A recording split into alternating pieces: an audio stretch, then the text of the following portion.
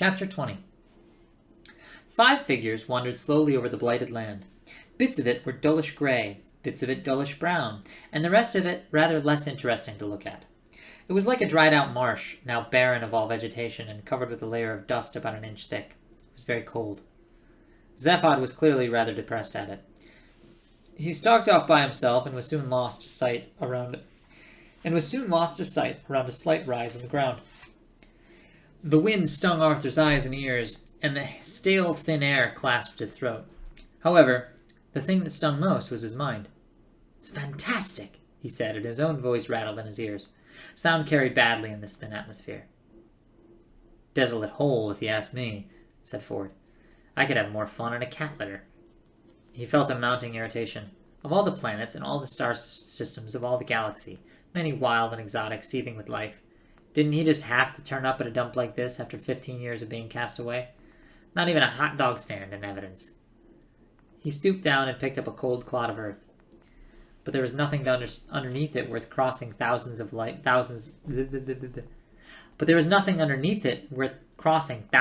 years to look at. "No. Don't you understand? This is the first time I've actually stood on the surface of another planet. A whole alien world. Pity it's such a dump, though." Trillian hugged herself, shivered and frowned. She could have sworn she saw a slight and unexpected movement out of the corner of her eye, but when she glanced in that direction, all she could see was the ship, still and silent, 100 yards or so behind them. She was relieved when a second or so later they caught sight of Zephod standing on the top of a ridge of ground and waving to them to come and join him. He seemed to be excited, but they couldn't quite clearly hear what he was saying because of the thinnish atmosphere and the wind. As they approached the ridge of the higher ground, they became aware that it seemed to be circular, a crater about 150 yards wide. Around the outside of the crater, the sloping ground was splattered with black and red lumps. They stopped and looked at a piece. It was rubbery. It was wet. With horror, they suddenly realized that it was fresh whale meat. At the top of the crater's lip, they met Zephod. "Look!" he said, pointing into the crater. In the center lay the exploded carcass of a lonely sperm whale that hadn't lived long enough to be disappointed with its lot. The silence was only disturbed by the slight involuntary spasms of Trillian's throat. "I suppose there's no point in trying to bury it," murmured Arthur, then wished he hadn't. "Come!" shouted Zephod, and started back down into the crater. "What? Down there?" Trillian said with severe distaste. "Yeah. Come on, I've got something to show you." "We can see it," said Trillian. "Not that. Something else. Come on." They all hesitated. "Come on. I found a way in." "In?" said Arthur with horror. "Into the interior of the planet. An underground passage. The force of the whale's impact cracked it open, and that's where we have to go. Where no man has trod for these 5 million years, into the very depths of time itself." Marvin started his ironical humming again. Zephod hit him, and he shut up. With little shudders of disgust, they all followed Zephod down the incline to the crater, trying very hard to avoid looking at its unfortunate creator. "Life," said Marvin dolefully. "Loathe it or ignore it, you can't like it." The ground had caved in where the whale had hit it, revealing a network of galleries and passages, now largely obstructed by collapsed rubble and entrails. Zephod had made a start, clearing a way into one of them, but Marvin was able to do it rather faster. Dank air wafted out of its dark recesses, and as Zephod shone a torch to it, little was visible in the dusty room. "According to the legends," he said, "the Magrathians lived most of their lives underground." "Why's that?" said Arthur. "Did the surface become too polluted or overpopulated?" "No, I don't think so. I think they just didn't like it very much." "Are you sure you know what you're doing?" said Trillian, peeking nervously into the darkness. "We've been attacked once already, you know." "Look, kid, I promise you the live population of this planet is nil plus the 4 of us. So, come on. Let's get on in there. Hey, Earthman." "Arthur?" Yeah, could you just sort of keep this robot with you and guard the end of this passageway? Okay. God. What from? You just said there's no one here. Yeah, well, just for safety, okay? Whose? Yours or mine? Good lad. Good lad. Okay, here we go. Zaphod scrambled down into the passage, followed by Trillian and Ford. Well, I hope you all have a very miserable time, complained Arthur. Don't worry, said Marvin. They will. In a few seconds, they had disappeared from view.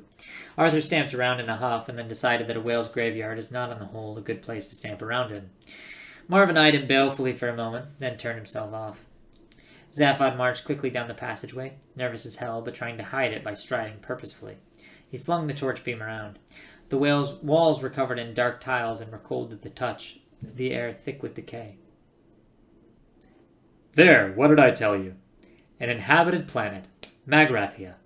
And he strode on through the dirt and debris that littered the tile floors. Trillian was reminded unavoidably of the London Underground, though it was less thoroughly squalid. At intervals along the walls, the tiles gave way to large mosaics, simple angular patterns in bright colors. Trillian stopped and studied one of them, but could not interpret any sense in them. She called to Zaphod. Hey, have you any idea what these strange symbols are? I think they're just strange symbols of some kind, said Zaphod, hardly glancing back. Trillian shrugged and hurried after him. From time to time, a doorway led either to the left or to the right into smallish chambers, which Ford discovered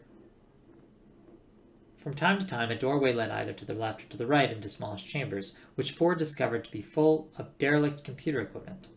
He dragged Zaphod into one to have a look. Trillian followed. Look, you reckon this is Magrathia? Yeah, we heard the voice, right? Oh, okay, so I've bought the fact that it's Magrathia for the moment. What you have so far said nothing about is how in the galaxy you found it. You didn't just look it up in the Star Atlas, that's for sure.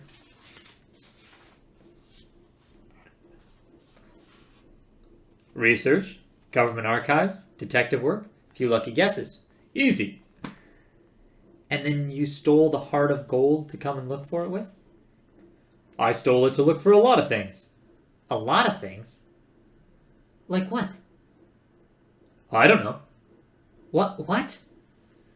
I don't know what I'm looking for. Why not? Because I think it might be me. Because if I knew, I wouldn't be able to look for him. Are you crazy? It's a possibility I haven't ruled out yet. I only know as much about myself as my mind can work out under its current conditions. And its current conditions aren't good. For a long time, nobody said anything as Ford gazed at Zaphod with a mind suddenly full of worry. Listen, old friend, if you want to... started Ford eventually. No, wait. I'll tell you something. I freewheel a lot. I get an idea to do something, and hey, why not? I do it. I reckon I'll become president of the galaxy, and it just happens. It's easy. I decide to steal this ship. I decide to look for Magrathia. And it all just happens. Yeah, I work out how it can best be done, right? But it always works out. It's like having a galactic credit card, which keeps on working, though you never send off the checks. And then whenever I stop and think, why did I want to do something? How did I work out how to do it?